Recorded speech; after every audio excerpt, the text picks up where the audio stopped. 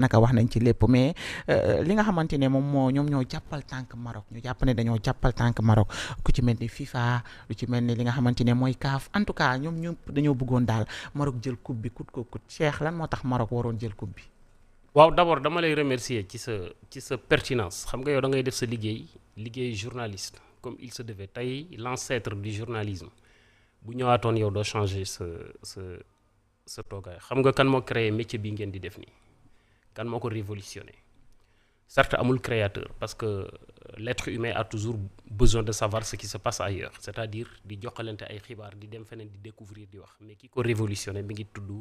Théophraste Renaudot un français 1631 moo doon ànd ak les explorateurs di dugg ci seen i barque ñuy découvrir le monde saa yu demee juróom-benn weer après bu ñu bisee France bind ko ci di ko jox peuple français loolu mooy le premier journal qui a été créé ci jamono ak jamono maanaam premier journal périodique la Gazette moom la Théophraste Renaudot 1631 kooku bu ñëwaatoon tey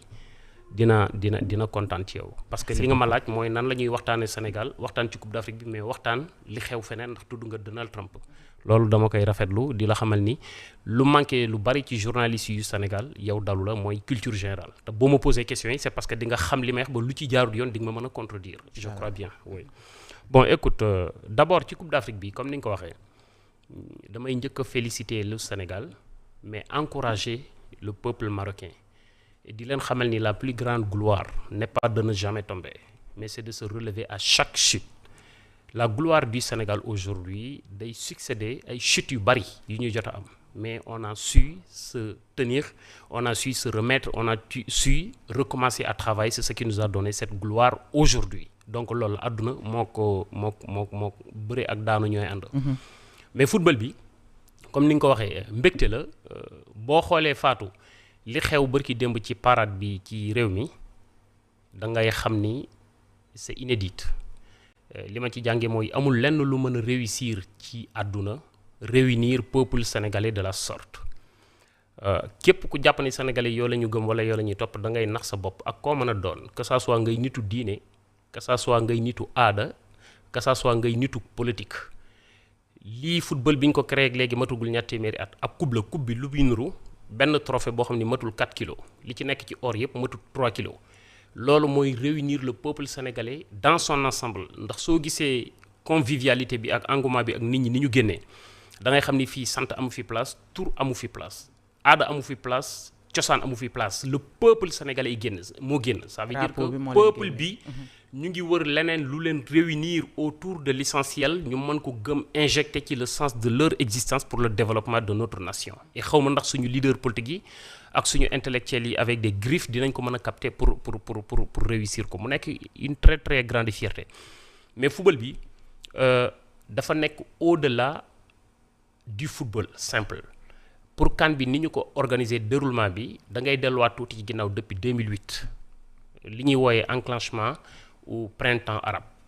nga gis mu am benn vague de contestation bu am ci monde bi parce que nit ñi seen i dëkkin neexu leen ni leen seen i njiit yore neexu leen mu am lu ñuy wooyee le printemps arabe am ay vague de contestation am ay manifestations ñu déstabiliser Afrique du Nord soo xoolee Égypte dañ ko déstabiliser président bi defoon na fa presque 20 ans ou 25 ans lu ko ñu déstabiliser colonel Kadhafi déstabiliser Algérie déstabiliser Soudan Al-Bachir déstabiliser boo xoolee le seul pays qui a su respecter ses traditions qui était un monarque c'était le royaume du Maroc mais nan la roi bi def ba déstabiliser wuñu ko ci printemps arabe bi dès que ñu commencé rek li mu njëkk a def mooy def ay réformes jëm vers l'ouverture mu xam ni yeneen dëkk yi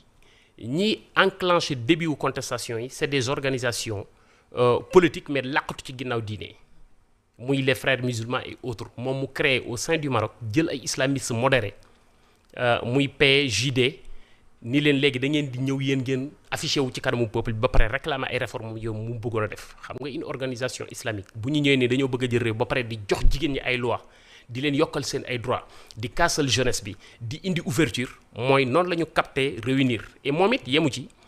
dafa jël xaalisam moom le roi du Maroc investir ci wàllu football commencé ubbi ay école de foot yi gën a moderne ci monde bi commencé ubbi ay centre formation commencé recruter yokk écoles yi noonu la lutter ba génn ci printemps arabe bi muy tenir. Aujourd'hui il a fait ses preuves en 12 ans boo xoolee depuis printemps arabe et aujourd'hui ñaari réew yi gën a émerger ci biir Afrique c'est le Maroc et le Sénégal. Maroc 1990 moo Sénégal ko tane woon daanaka c'était Maroc charrette mbaam ay nag ay pousse-pousse ak i ambulant tey Maroc dafa mel ni puissance. Maintenant li Coupe d'Afrique bi doon représenté nag mooy li mu liggéey depuis printemps arabe aujourd'hui da ci bëggoon a am trophée maanaam trophée wu Coupe d'Afrique bi da doon symboliser sport mais da doon symboliser installation du leadership du Maroc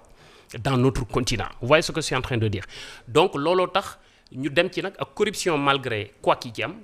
mu jaar via la CAF. CAF et FIFA ak la fédération football marocaine ñu génne ay milliards et des milliards jox ko ay nit yi yili football africaine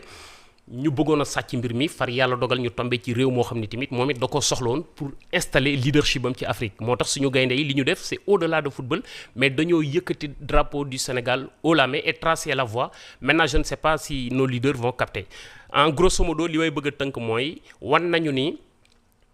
nekk ci biir terrain gardien yi jël jox défenseur jox milieu terrain jox ailier dem ba ca angle ba mu centré attaquant dugal dans une communion lañ ko mën a defee. La construction c'est ça noonu la ñu war a jouer match nag ci suñu réew pour tabax ko vers l'avant. Je sais pas si les personnalités vont. su ma la déggee ngay wax dafa mel ne Maroc li nga xamante ne liggéey na ko ces 12 ou 13 dernières années moom la bëggoon a gën a fësal ci àdduna wérngal këpp ngir mën a jël li nga xamante ne moom mooy valeurs yi ak itam wone li nga xam ne moom la roi bi gën liggéey boobaak léegi looloo waraloon coûte que coûte ñu waroon a jël Coupe d'Afrique des Nations. Absolument. Alors tey Sénégal lan la ñu war a ban leçon la ñu mën a tirer la ñu war a tirer ci li nga xamante ne moo am noonu. waaw bala ma ñëw ci Maroc Sénégal damay taxaw ci Maroc ba tey li nga wax depuis 12 ans le roi du Maroc dafa def ay réformes pousse réewam vers un naataange donc coupe bi c'était pas simplement la finale d'une coupe d'Afrique dans le sport qui s'appelle le football c'était l'installation d'un leadership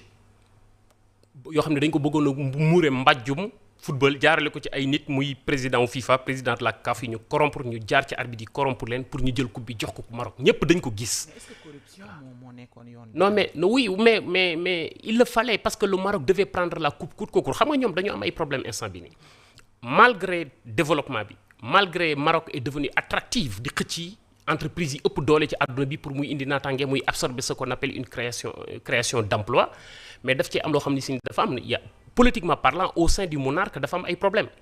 parce que dafa am le roi bi nga xam ni moom moo waroon a joxe final bi coupe bi mooy rakku roi bi mooy le prince nga dégg sax da nga dégg lu mu wax président FIFA mu ne je veux pas me salir la main parce que il était très en colère loolu war nañ ci taxaw bi ñu ko joxee coupe bi ni ko na ko jox sénégalais yi dafa bañ war na laaj na jàngat mais dafa am le fils du roi Mohamed VI doomam bu ndaw bi nga xam ni moom la bëgg a installer ñoom ñaar dañu am